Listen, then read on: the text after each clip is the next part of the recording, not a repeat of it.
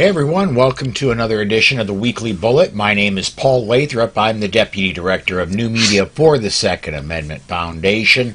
Joining me today, two of my good friends and colleagues, Tom Knighton, I call Tom the attitude behind bearing arms, and Rob Morse, the main man behind Self-Defense Gun Stories. Gentlemen, thank you for joining us today.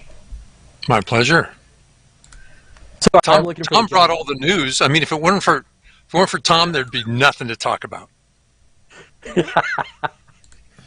I try. Good job. We absolutely when we have Tom join us and we can draw on Tom's stories and have him comment on. We have an embarrassment of riches when it comes to topics because Tom is one of the most prolific writers when it comes to Second Amendment news stories. I do not know that comes from being paid by the story. There you go. Well, okay. You want to write? You want to eat tonight? Keep typing. Exactly. There's Cam sitting there with a chair and a whip, like, right, monkey boy, right. You know. Right. Sure. Tell me another story, Paul. This one is important. Because this first story we're going to talk about frightened me. Yeah. When President Biden got into office, we can argue whether he's the president, he said, all those appointees that Trump did to the Supreme Court because older justices didn't retire, they thought Hillary was going to be in instead of Trump. And then they said, let's appoint a commission to see if I can pack the court. And I guess they didn't make it lopsided enough. The commission came back and said, nah, stop that. Supreme Court's fine. Leave it alone. And I went, excuse me? For a politician to not get the answer they expect, that's like a lawyer getting a surprise answer in court. They had Tom? A bunch of public meetings at a bunch of expense. This was and this was not a small or inexpensive panel in and of itself. And so, this is a big deal for it to come up with what I've been calling a giant nothing burger. There were basically no recommendations at all that came out of this thing. Yeah, and that's actually kind of the best scenario going into this that none of us actually expected. We figured there'd at least be something. But I kind of think what happened was the commission looked at it and realized, hey, look, if Biden can pack the court, thank you. The public will too. And that's, there's a certain mutually assured destruction in that. You can do what you want, but the next guy can do it too, and you are not going to be in office forever. Exactly. I'm going to read from a quote. The committee's report notes, quote, the most forceful arguments for expanding the court, such as maintaining public confidence in the institution, can also be used in support of leaving the court as it is, in supporting the status quo. Mm-hmm. Yeah, so in other words, you're a political hack. If you're going to do this for one reason, selling it to be to maintain you'll undermine public confidence when you pack the court. So if you thought it was bad enough to have local courts give a finger to the Supreme Court, do you remember when we had to get federal law enforcement officers like the National Guard to enforce segregation? That happened just before my time. I'm not that old. Stop it, Paul. We could end up there again. If they pack the Supreme Court, impose a bunch of crazy stuff, and you want to see states rebel, that's how you do it. Mm-hmm. I'm sorry, Professor Morse. I apologize, but the one thing that this does make me do is renew my prayers for the health of Justice Thomas and the other members of the conservative side of the Supreme Court, or more specifically, the freedom-loving side of the Supreme Court. I no longer care that much about conservative, liberal. I more care about freedom and servitude, and that there are two directions I see us going, and I want to go towards freedom. When in doubt. Let me give you one more quote, and then maybe we can move on. The major justification for a staggered, term-limited system of appointments in the Supreme Court is that it would bring about less randomness and greater equality across presidential terms. That aim would be drastically undermined were Congress free to vary the size of the court. Oops. It's true. Well, so then look at it historically. Generally, when a president gets elected, and let's hope it happens again this time. Generally, when a president gets elected, first 2 years they have a House that's on their side and a Senate that's either close or almost on their side. Second 2 years, it's a fight. This time, I think, honestly, it's going to be a House and a Senate that's dramatically opposed to the president. We'll see come this November, this coming November. Right. But yeah,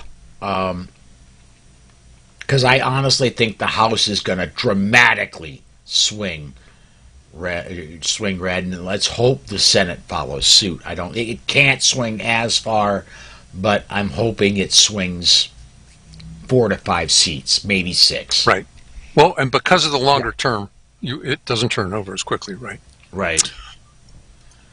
If only we knew a guy named Tom Knighton who could talk about. And if only we had some viewers that would add comments that would add to our conversation, that'd be wonderful as well. But yeah, let's get to some, because this guy we know named Tom, he writes some awesome stories. Rob, you had one in mind you wanted to talk about. So which one? The one you had in mind that you wanted to bring up first.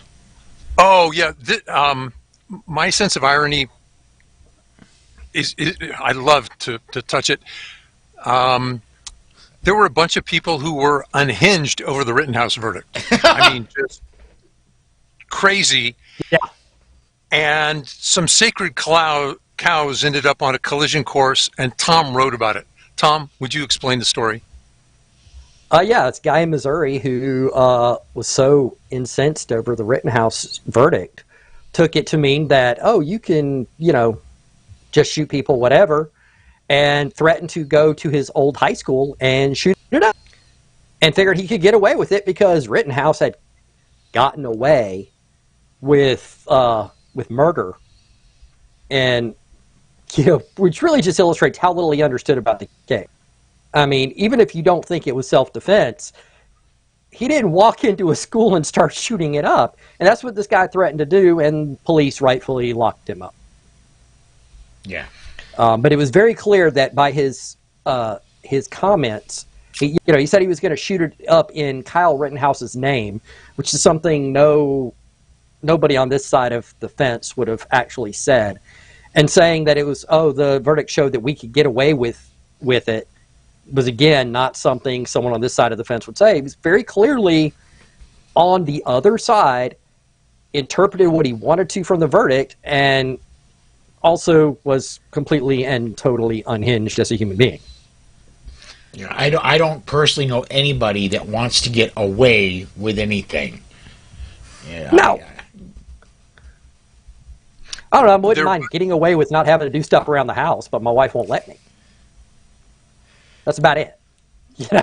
There was another student at Embry-Riddle in Florida who was put on academic probation.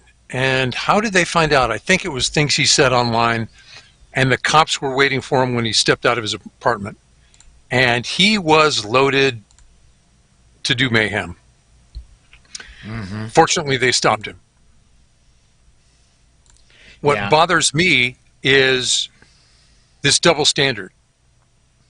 We need gun control because we have crazy people, and yet the left-wing narrative is so divorced from reality, it's producing crazy people. I wonder if that's deliberate. Is it a deliberate self-fulfilling prophecy? That I can't answer. I don't think it's intentional just because I don't think they're that smart. Personally, to have that level of understanding of psychology of people, to deliberately manipulate them to this degree. They could also deliberately manipulate people in a lot of different degrees in different directions that they haven't been able to. So I'm of the opinion that it's not deliberate. I don't think they're complaining. They don't like it, though, when they make it very, very clear that they're doing it because of what the left has said. Because these guys are clearly driven by the left-leaning narrative. The narrative that this is, Rittenhouse got away with murder. Yes, because when a mob tries to stop a mud hole in you, that's really the only reasonable course of action is to let them. No, he didn't get away with anything. He did what he had to do. It was a bad situation. We can debate the wisdom of being there. We can debate, any number of tactical decisions that were made. But at the end of the day, he was attacked. He tried to get away. They didn't let him. He did what he had to do. I mean, it's not even a stand your ground case. Right. Duty to retreat. He tried to retreat. What else is he going to do? He did retreat. But, I mean, multiple times, and they kept pursuing him until he had no choice. And so, Paul, tell me if you want to go on. I want to get a comment in real fast. Okay, please.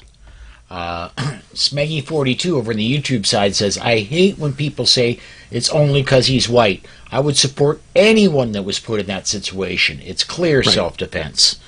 Amen to that one. Yeah, man. If it was only about being white, then why did 3 guys get convicted of the murder for Ahmaud Arbery?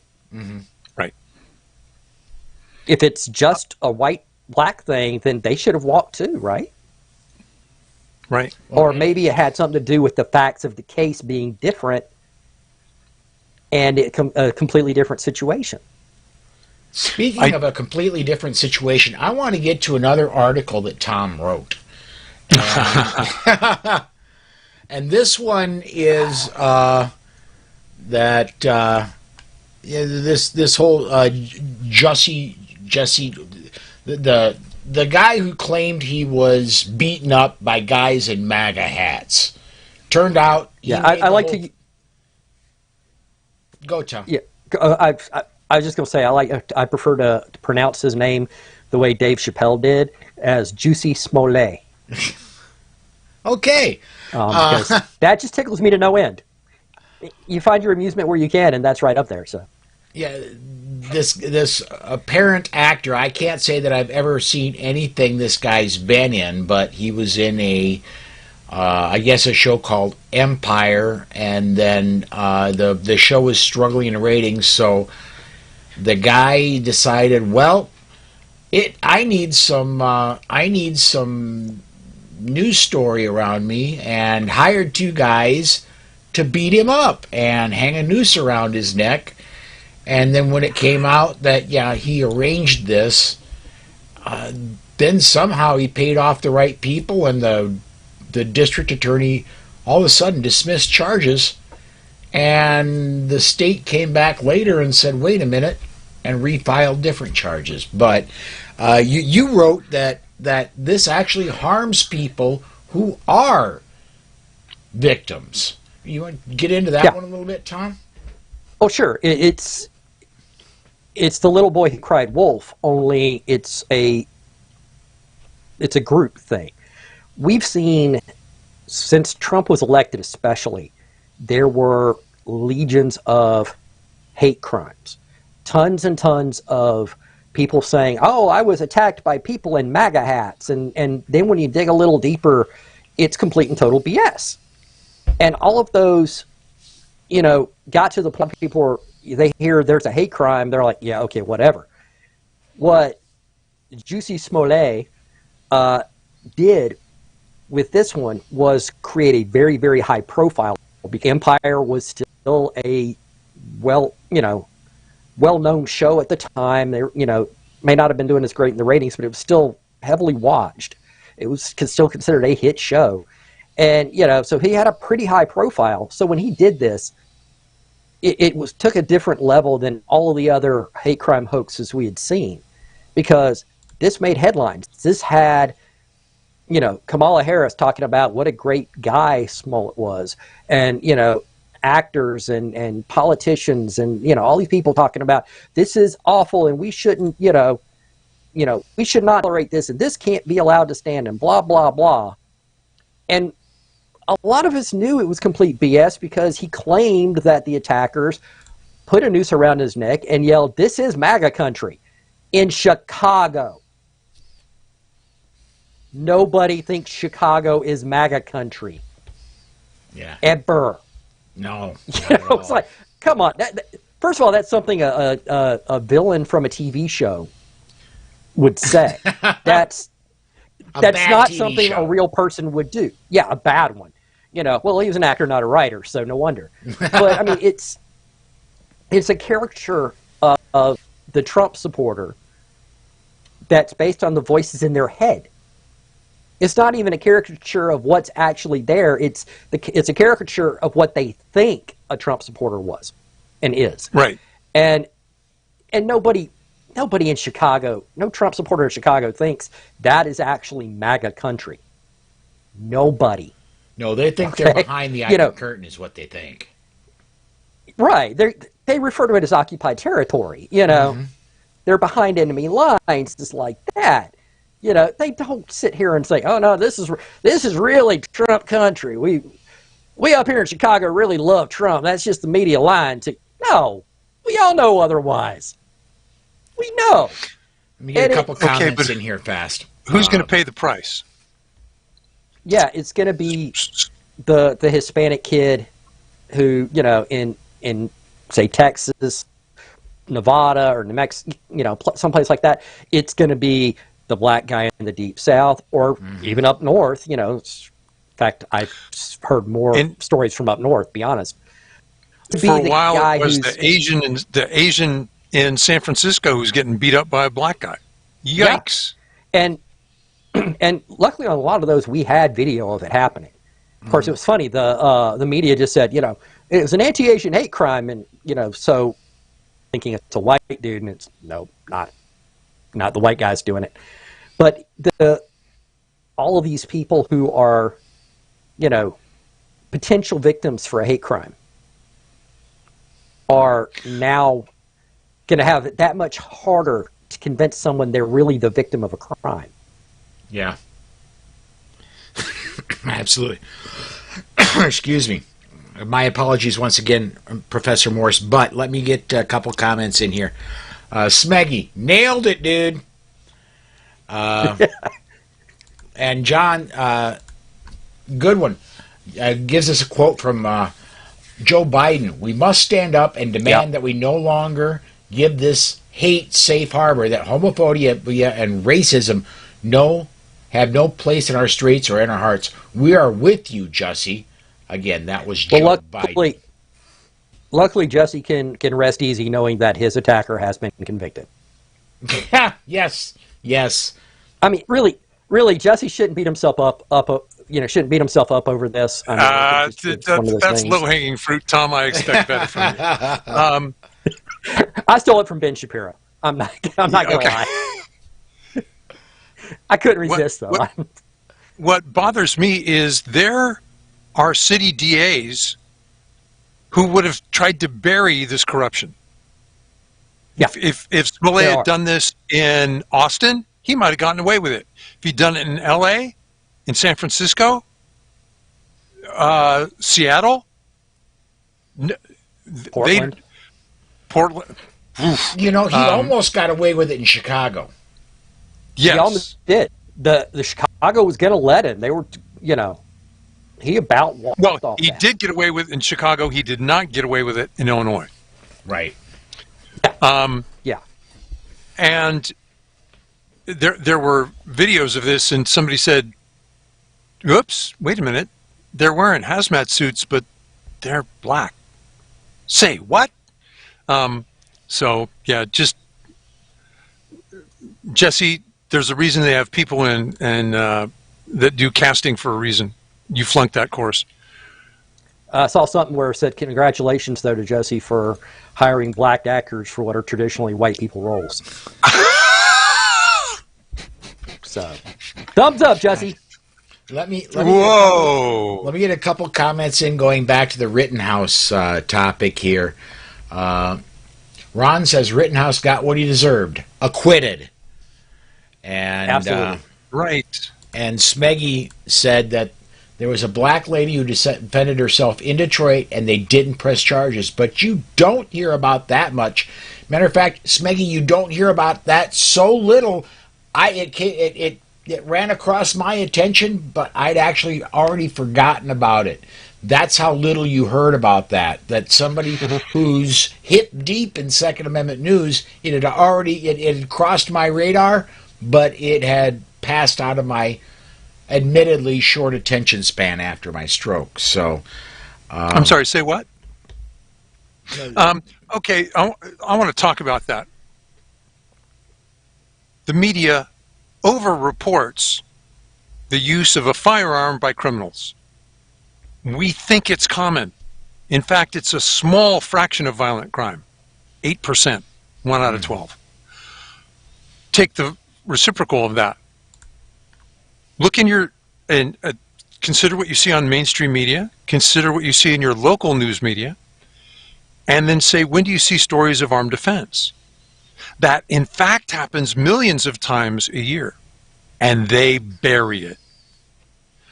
The distortion isn't a factor of 2 to 1, 3 to 1, it's a factor of thousands.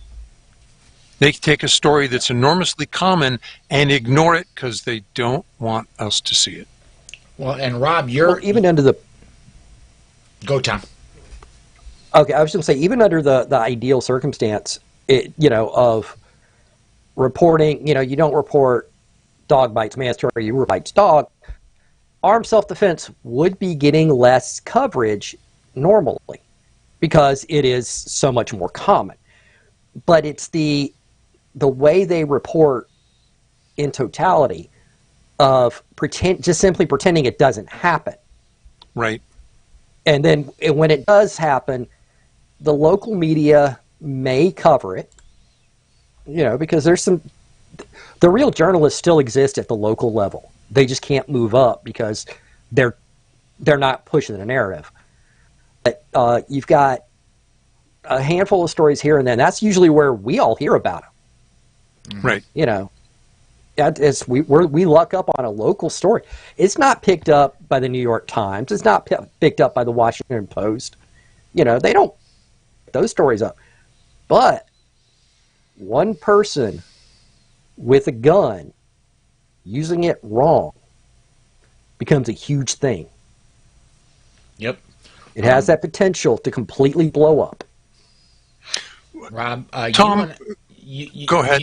Your podcast, Self-Defense Gun Stories, and part of Polite Society podcast, the defensive gun use segment, we don't have a problem finding defensive gun uses. All you got to do is a fast DuckDuckGo news search or a Google news search, and you come up with, we could quite literally do, you like to say you have a little snack food of a podcast, about 15, 20 minutes, and we narrow down to just 2 or 3 every week that we do on Polite Society, from quite literally news stories. If you go just to local news, we have hundreds of stories to choose from every week. But these are just little local news blurbs. They'll get a paragraph or 2. But these are all almost exclusively good defensive gun uses. Bad guy breaks into house going after ex-girlfriend. Rob, you and I have talked about that on numerous occasions. Drugged up guy is breaking in looking for some stuff to steal so he can go get his next fix. That happens time and time and time again. It gets a blurb in the local paper. Carjackers. That happens all the time. It gets a blurb in the local paper, never goes beyond that. But every once in a while, somebody does do something bad, and kaboom! It goes all over the place. Paul, I heard an interesting explanation. Let's conduct the test. Would our listeners please get your fingers warmed up on the keyboard? Somebody made the observation, most major media doesn't know anyone who owns a pickup truck. It's the most common vehicle in the United States. Believe me, after a hurricane, it was the guys with pickup trucks and chainsaws who saved our rear end. It was not a guy with a keyboard driving a Prius. Yeah. What else is interesting, most of the major media doesn't know that they know someone who owns a gun. Concealed They do. means concealed. Yes. I'll bet you they do. But their culture, I mean, when I go out to dinner, the guy goes, I got to go buy a nice present for my wife. And everybody goes, did you buy a new gun? He goes, yes. Okay. That's the assumption. That culture doesn't exist in the major media centers. No. It really doesn't. And you look at it there, where are the major media centers at? Cities that are outright hostile to gun ownership anyways. Right. Yep. Well, okay, so what's that and people saying? are their environments. We should be taking our local reporters to the gun range while they're still our friends, before they move to L.A., San Francisco, and New York. All right. We're on a mission. Make it so, number one. Get this in here quick. Devin says, spot on, Rob. And Diane says that she loves your podcast, Rob. Thank you, Diane. I just got listener notes. Cool. There you go. Got some fan mail, dude. I do now. That's better than the fan mail I get. I can't go into sorry. my. This is a family show. There you go. There you go. Really, Tom? I'm sorry. Let's let's talk about. Actually, I get two kinds. Really? I get people go to my professional page if they like me, and they'll say nice things there. They would come to my personal page to tell me how much I suck. Which is why you don't find me under Tom Knighton on Facebook anymore. Right. Okay. Gotcha. It's because someone actually emailed my wife one time. They found her through my Facebook page and emailed her. Mm-hmm. Yeah. No. Let's talk about. I want to talk about a couple of governors. First of all, let's go up to Pennsylvania and Governor Wolf. Yes. This guy, thankfully, is going to be out of office in just barely over a year, and there's nothing he can do about it. He's term limited. Let's tell the world what he did. Don't keep it a secret. Well, Rob, go ahead. I got a browser that's freezing over here. Okay. Do you know the story, Tom? Oh yeah. Governor Wolf of Pennsylvania, a Democrat, vetoed constitutional carry, passed both houses. His excuse was, it'll cause greater violence. Have you seen Philadelphia lately? I don't know that you can get to more violence from here. Now, don't take it as a challenge. I'm not asking you to put down your beer and go show me that you can. But can you imagine what this does to the lieutenant governor who has, lieutenant governor or AG? I think it's the attorney general in Pennsylvania, who's going, yeah, I'd like to be governor. She's a Democrat. She's, I think, a Soros-funded Democrat. And all of a sudden she goes, she's got to now spin the lie. Yes, I respect the Second Amendment just like the Democrat governor did. Don't look behind the curtain. It's going to be a much harder sell. Yeah. And I mean, him vetoing it wasn't surprising. We kind of knew that was coming has because promised it's gonna keep coming back. It's gonna keep passing until it gets eventually signed by somebody. And so the thing is, Pennsylvania voters, you've got to get somebody in office in the governor's seat that will sign it. That's your job for this coming November. You've got 11 months. Well, and it's important to remember that this is the Democrats that are in the state, statewide offices right now, did nothing when Pittsburgh violated preemption and banned assault weapons. Mm-hmm. Tom Wolf sat there with then Mayor Bill Peduto and, basically gave the governor's office his rubber stamp on breaking the law.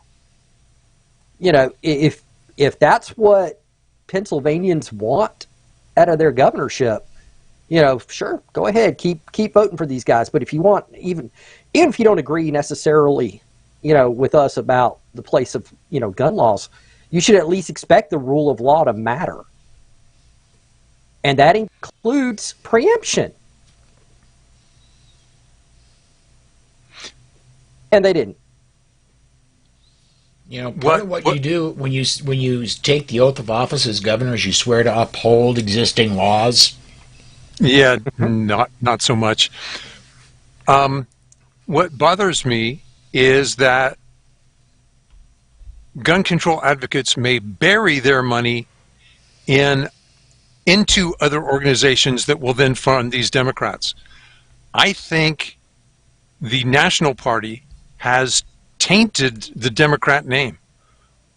You and I, at the drop of a hat, can list scores of anti-gun Democrats. There may be pro-gun Democrats. Can you name 3? Joe Manchin on the national level. Maybe. Yeah. That's never sure. He's the closest. Yes, he's the closest. I'll buy you that. They know that doesn't fit their anti-gun agenda. Okay. Thanks, Ron. He's not wrong. So if you were somebody running, just you're not running for you won't get to be the Senate president. You just want a seat in your state Senate, and you're a Democrat. You're at all rural. You have to run away from your own party. Mm-hmm. That's a harder and harder sell.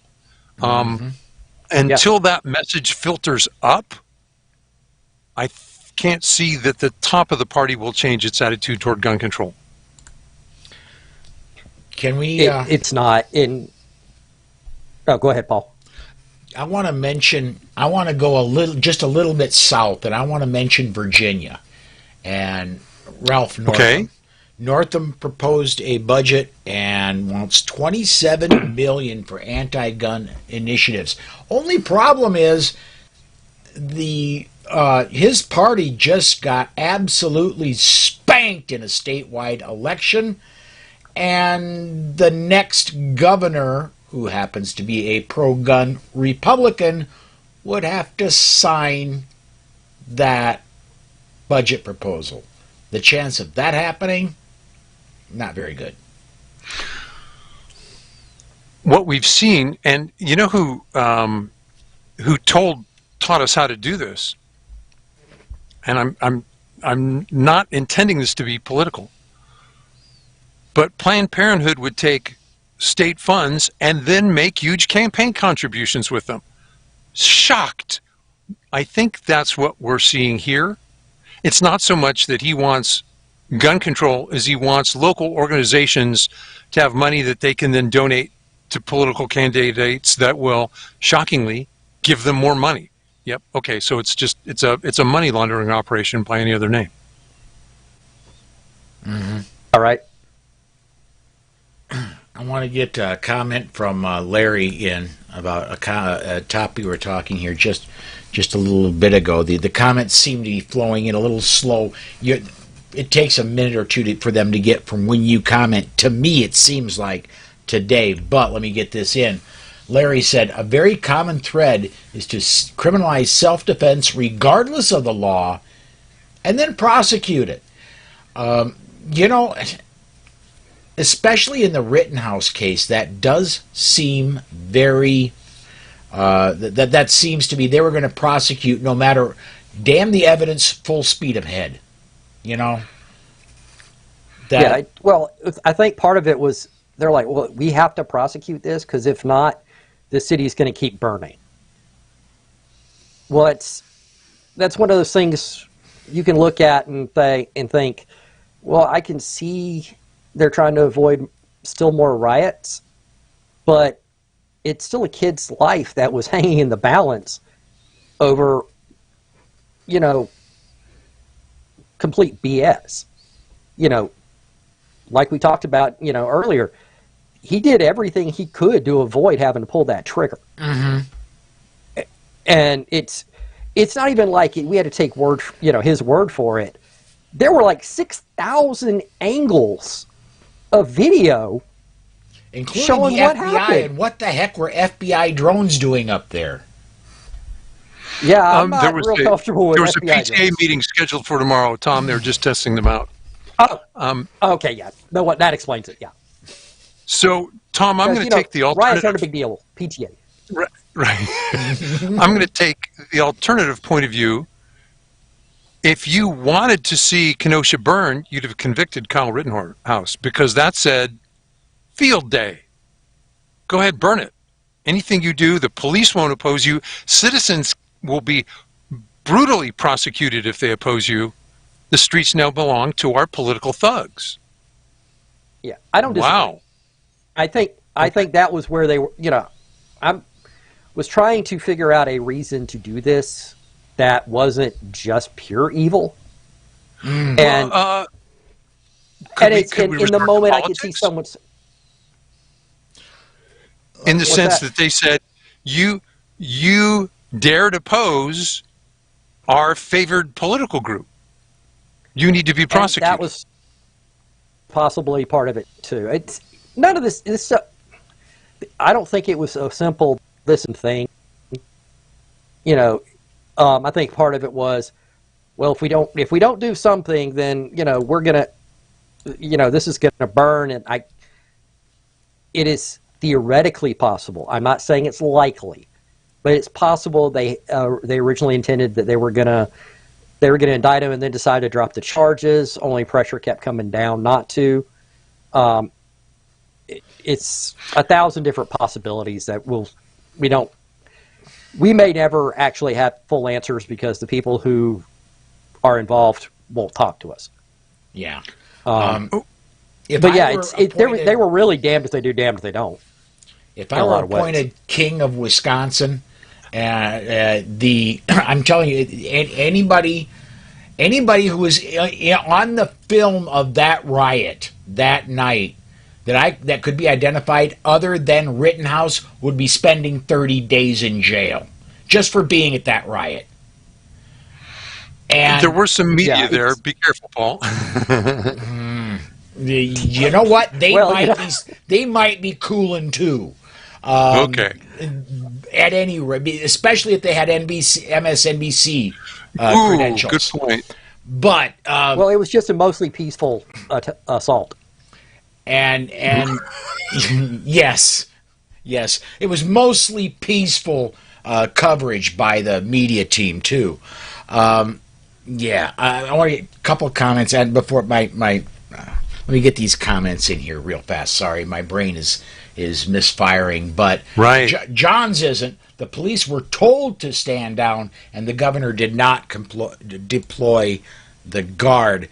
And then Larry says the Rittenhouse case is a clear demonstration of said overreach, including exposing the dishonest prosecutorial misconduct used to cheat a conviction, but the judge shut it down as intolerable.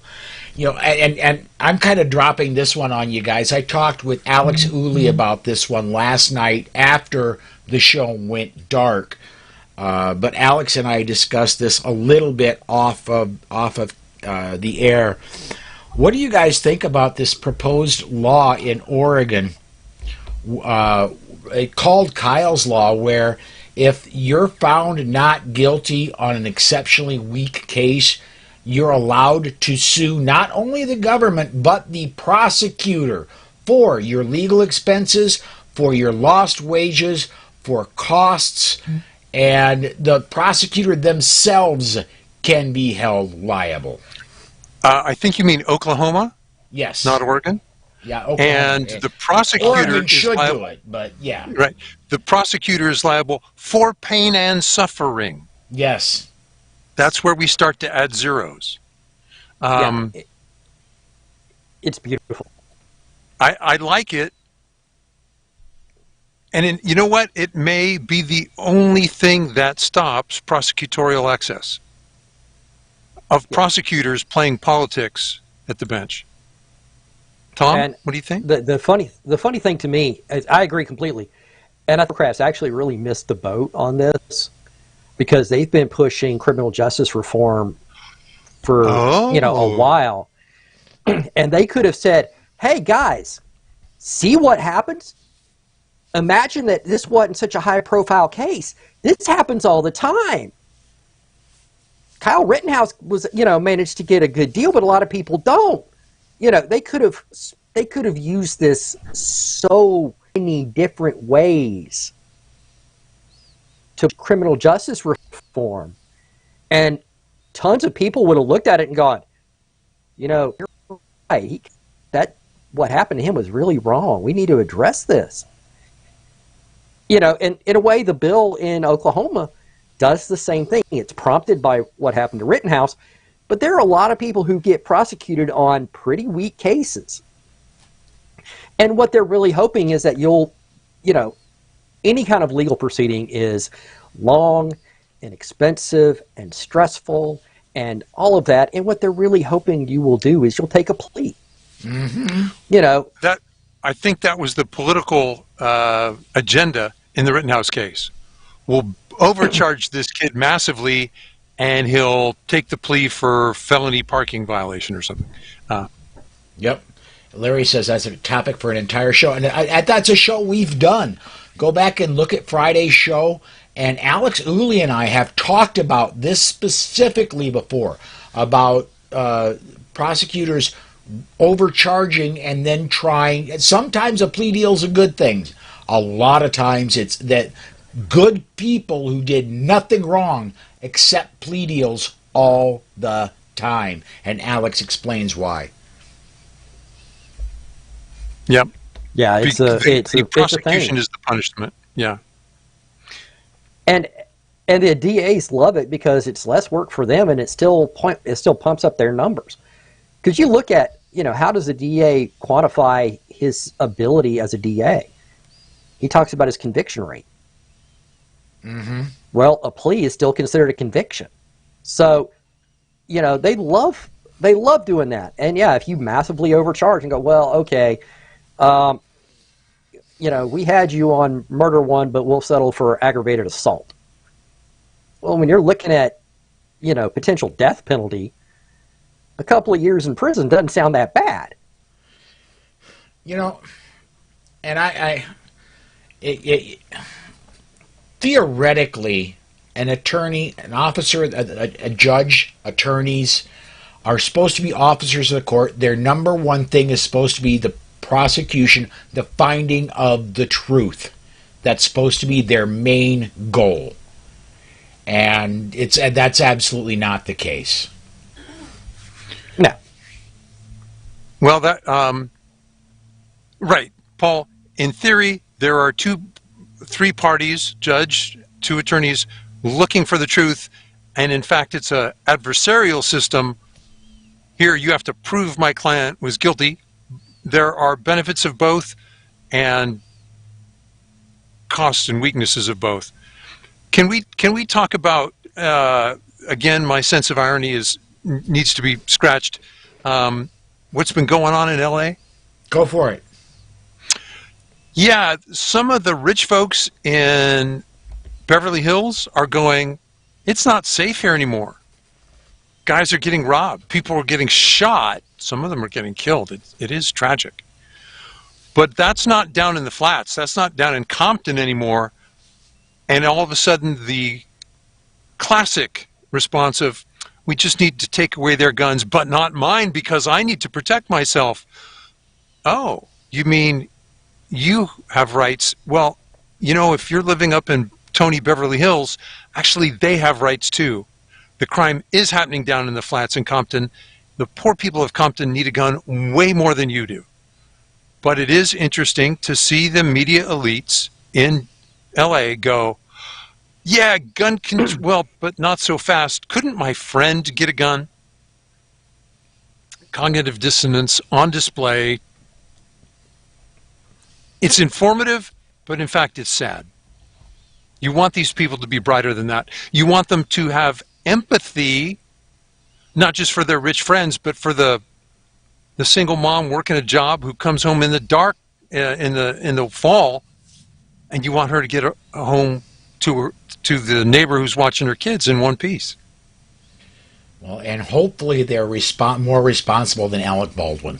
I'm just laying that one out there. Well, isn't that interesting? Let's go there. I think they are. I was talking to somebody the other day. I've had people who I've said, I don't think you're stable enough to have a gun. They might have had a domestic violence situation. I go, keep going to that counseling. You're getting better. I'll be here when you're ready. You don't need to rush to me. I'm going to be here whenever you think you're up to it. I'm just saying right now, you were assaulted with a firearm and you're looking at this gun and breaking into a sweat. I don't think that's the way you need to approach this training.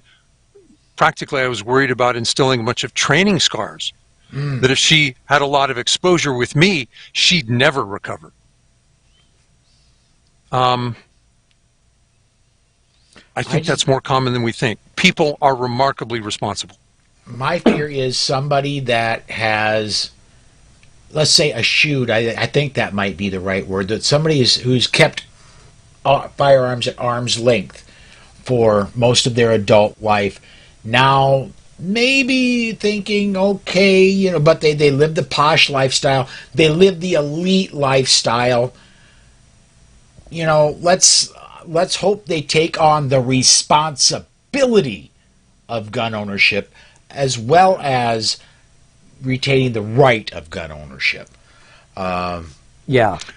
Paul, you used to race motorcycles? Yeah. Yes. As a kid. Did you ever see a guy try and buy first place with a new bike? I've seen him do it. I've seen him try. Sometimes they come close.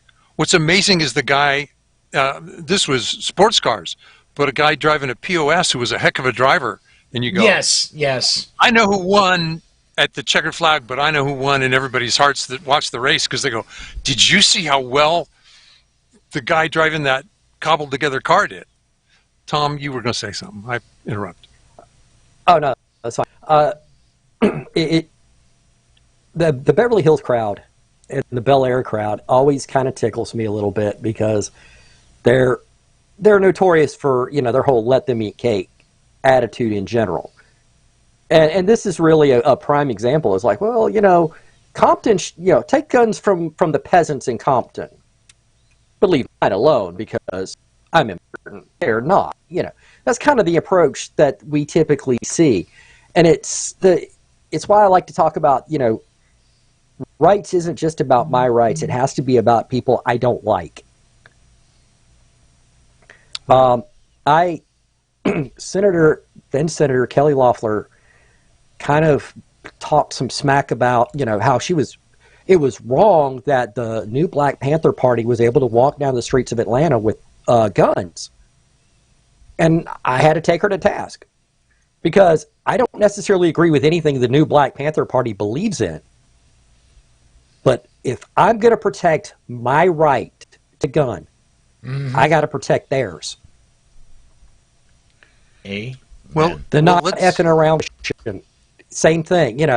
I've got to protect their right to carry a firearm if I value mine, because if I don't, I can lose it. Those guys in Beverly Hills, a lot of them have taken that approach of take their guns but leave mine alone. Well, that's not how it works, because equal protection under the law is a thing. And yeah, they get some preferential treatment they shouldn't. Let's look at the concealed carry acceptance rates.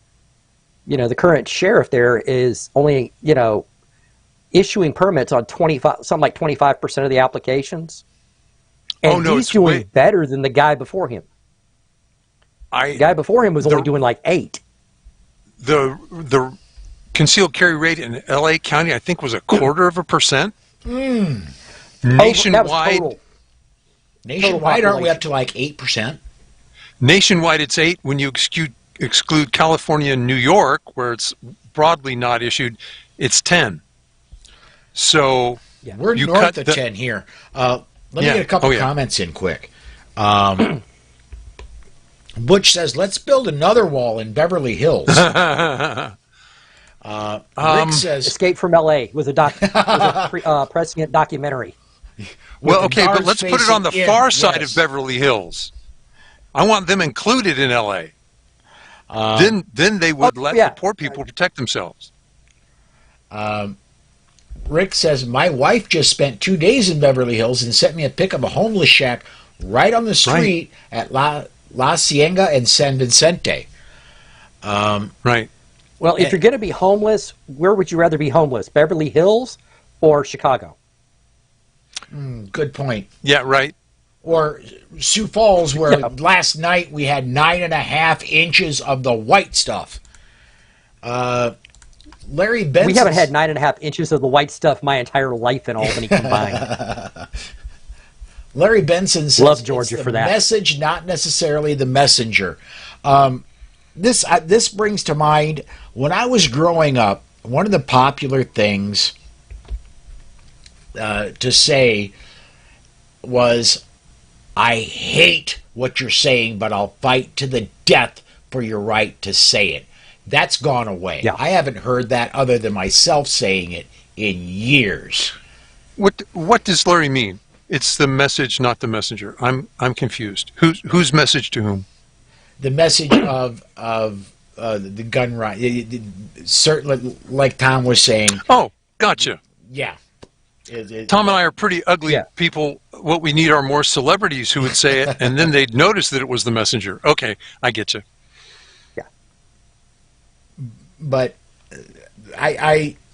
I'm hopeful that more people will pick up the message of gun rights. People that aren't necessarily the Tom Knightons, the Rob Morse, the Cam Edwards, the Dana Lesh, the Paul Lathrops, the ones that are firmly ensconced in the community. I hope we continue to branch out and get more and more people speaking out about gun rights. That we Did you see the Gallup Poll? Have we talked about the Gallup Poll? It came out a few weeks ago. I don't know that I wrote about it a couple weeks ago. Yeah. It's an interesting poll. Right. And in general, everything depends on how you ask the question. Now, to Gallup's credit, they ask it consistently. I just find it leading. When you say, do you want stricter gun control? And I go, mentally I'm hearing, you mean do I want do I want to keep it out of the hands of a criminal, or am I going to get more of what is already failing? So that's an ambiguous question. But what's fascinating to me is independents by 15 points in the last year said, yeah, no, gun control, not so much. They went from 60% approving to 45%, so it more disapproving than approving for independents. For Republicans, that happened 2 years ago. For Democrats, yeah, they're committed. They're committed. Yeah, we've closed down business. People are out of work. We've thrown criminals back on the street. But what we really need is more gun control. So they may be invested in a way that the rest of us are not. You know what? Well, the one thing the polls doesn't look at is how important that issue is to them. So a lot of those Democrats are very committed.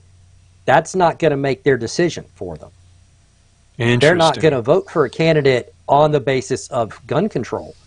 Whereas a lot of independents and a lot of Republicans will look at that as a bellwether.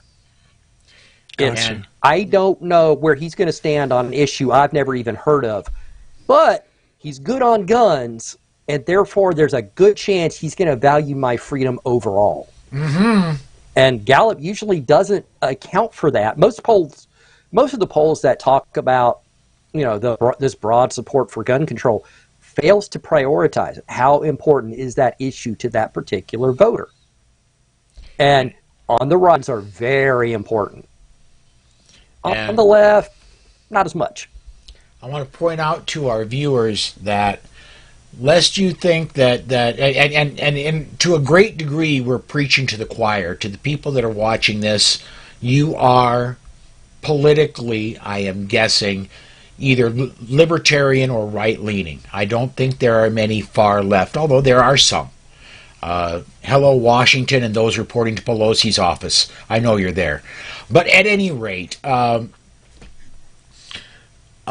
guys. To our general viewing audience, I want you to stay on alert. I want you to stay active, because remember, Venezuela got the government they have by voting them in. Yes, it happened a long time ago. No, there hasn't been a real election in 20 plus years, but the government they got, they initially voted for. It can happen. It's like the saying, you can vote yourself into that kind of government, but you have to shoot your way. Right. You have to shoot your way back out. It's you can vote yourself into tyranny, but you got to shoot your way out of tyranny. Question. Oh, great comment by Larry. Question. How many legitimate self-defense cases have resulted in felony convictions for people who simply lawfully exercise their rights and no longer have them? Larry, I don't have a number for you, but I'm going to say that's a very big number. I'm going to say that's a number that if you do not belong to, and I'm not going to name specific ones, if you do not belong to a place like Armed Citizens Legal Defense Network, I just lied because I just named one of them, or U.S. Law Shield, or any of the other number of organizations that help protect you if you have to defend yourself. You and have to go with a public defender because that's all you can afford. Oh man, you know what? Public defenders are great people, but they've got 250, 350 people they represent. Their time with you is tiny. And they've got so many clients they're juggling. They've got just a very limited amount of mental space they can put to you.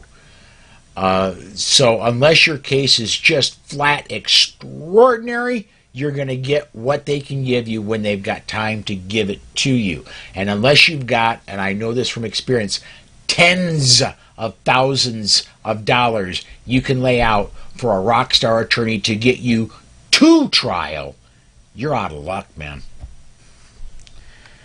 Yeah. Legal proceedings are not cheap. If you're indigent, you lost your job, you're passing through, you defend yourself, you need insurance. Yeah. And I think that is part of the self-defense culture becoming mature. Paul, if a guy said, I lost my job, so I got rid of my car insurance, and now I've been in an accident, and you'd go, okay, don't drive if you can't afford to pay for an accident. And I hate that rights are not available to us all the time under all conditions. If you can't defend yourself in court, maybe we have to leave the gun at home. I hate that answer. I don't have a better one. Or, you know what you need? You know what you call a benevolent fund? Where we pitch in for extraordinary cases where the guy did the right thing but was punished anyway. Oh, that's Mutual Aid Society. That is insurance by another name. That's how insurance started. So I understand the impulse, and I hate the conclusion. Tom? I'm with you that, it shouldn't matter, right? A righteous shoot should be a righteous shoot. It should not matter. Unfortunately, as I'm fond of saying, we don't live in that perfect world. We live in this one. And Yep. you've got prosecutors who want to make a name for themselves, who, for whatever reason, don't think, self-defense is really, a thing. They don't believe people should be carrying a gun in general.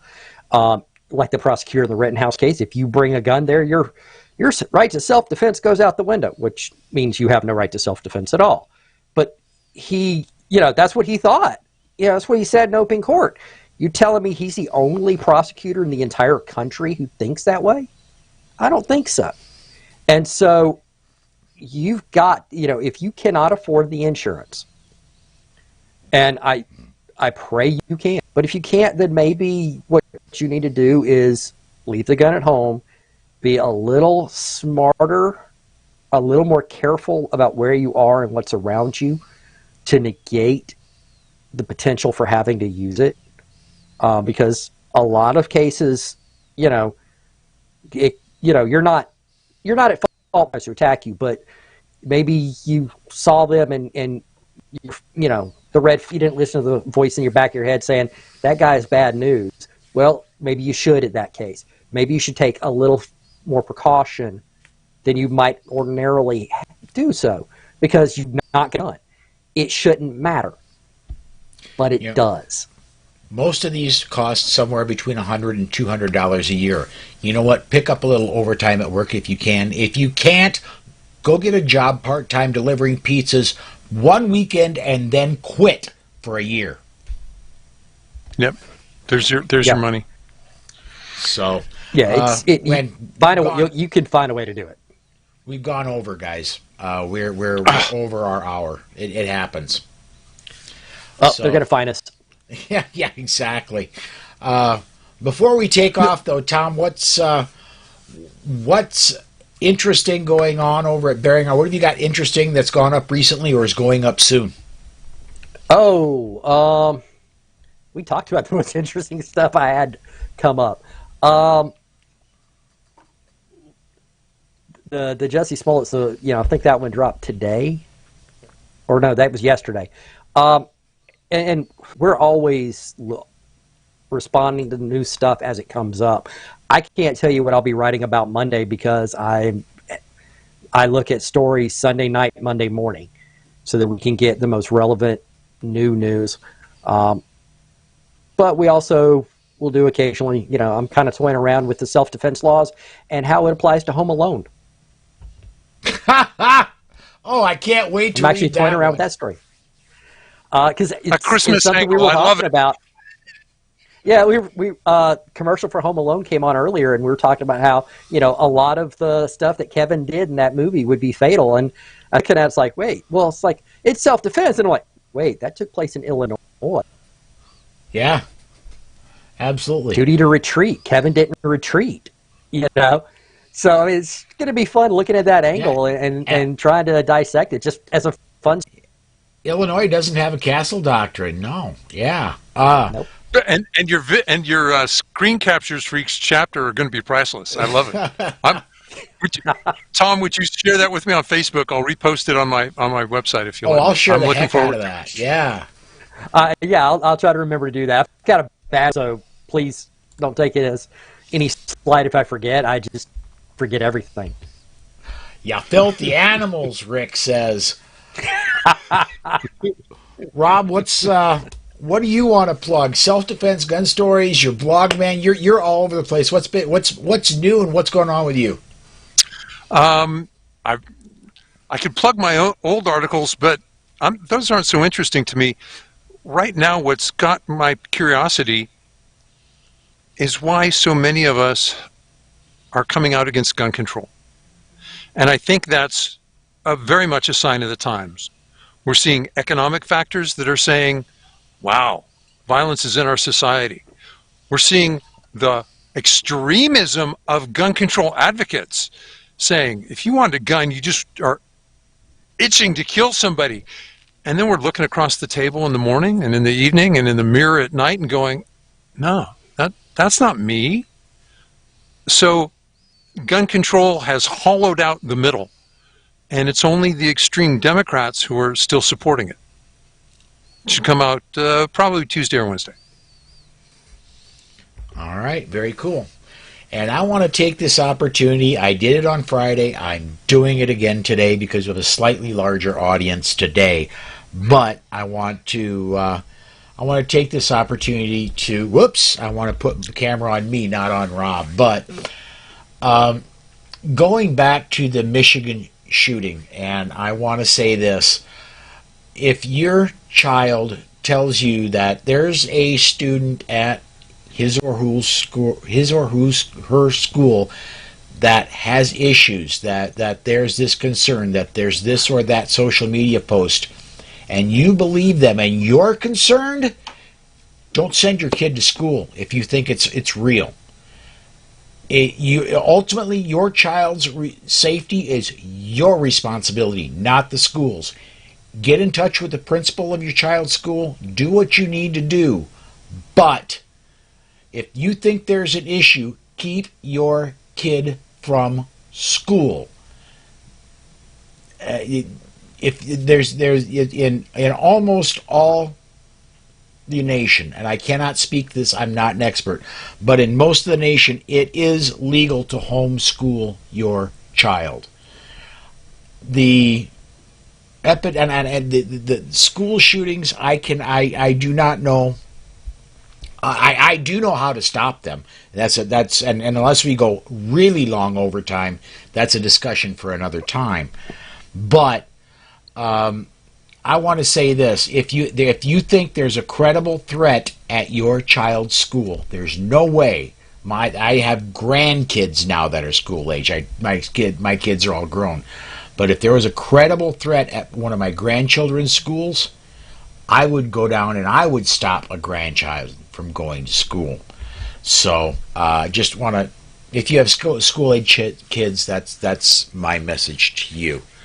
So, all right. And yeah, I think we're caught up on comments. So thank you, everybody, for watching.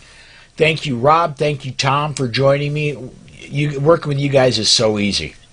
So, before we go, I want to say one thing. Yep. Go Navy, beat Army. Isn't that backwards? My wife would argue that's absolutely backwards. Go Navy. No. Susan, it's go Army, beat Navy, right? Go Army, beat Navy. Go Army, beat Navy. All right. Bless you. Bless you both. Thank you, Paul. All righty. Have a good weekend, everybody. We'll see you Monday, 5 p.m. Central for the Daily Bullet.